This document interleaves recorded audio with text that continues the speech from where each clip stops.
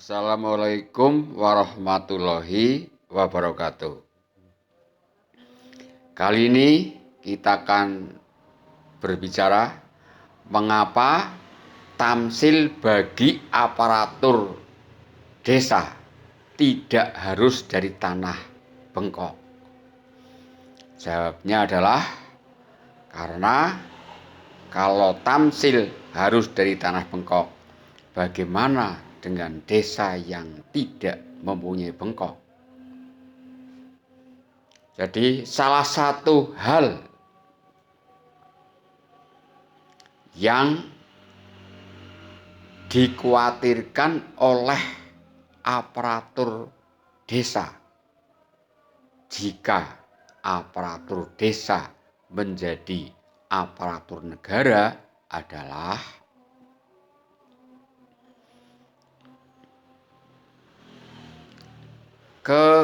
kekhawatiran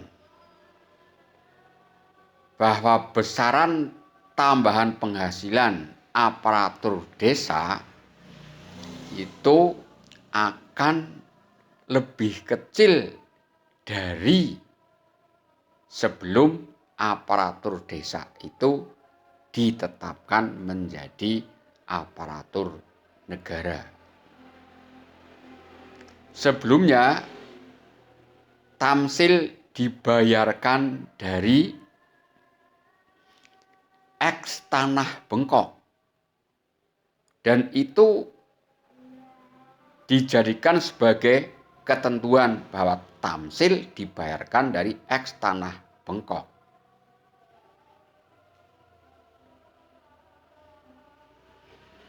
Artinya ketentuan tersebut mengikat. Padahal jika aparatur pemerintah desa menjadi aparatur negara, penghasilannya itu meliputi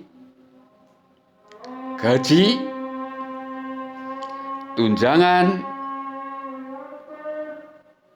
tambahan penghasilan, dan penghasilan lain yang sah.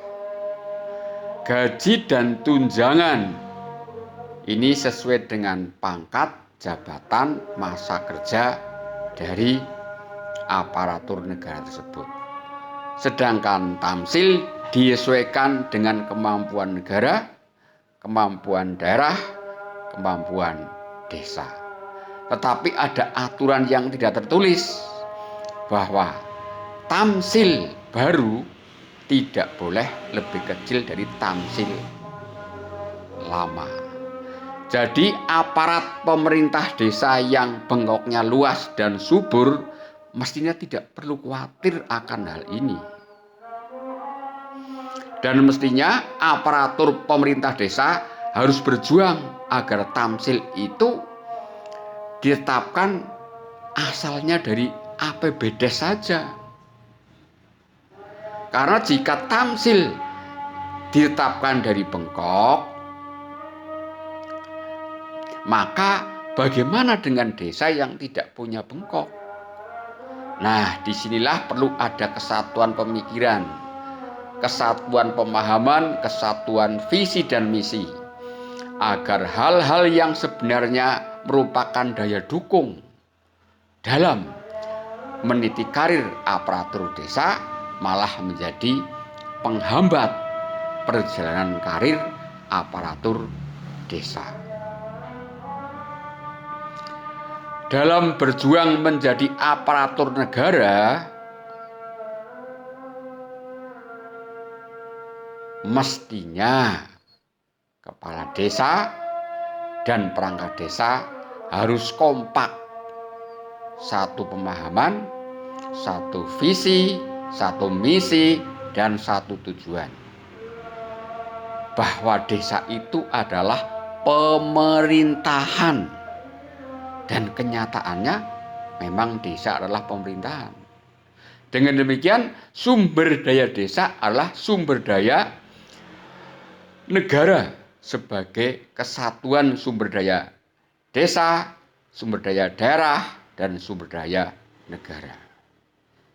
Kita paham bahwa wilayah desa, wilayah daerah, wilayah negara adalah wilayah NKRI.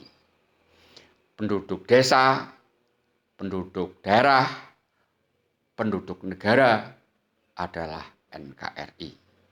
Pemerintah desa, pemerintah daerah, dan pemerintah negara adalah pemerintah NKRI.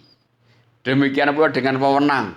Wewenang desa, wewenang daerah, dan wewenang negara adalah wewenang NKRI. Di sana ada perdes, perda, undang-undang.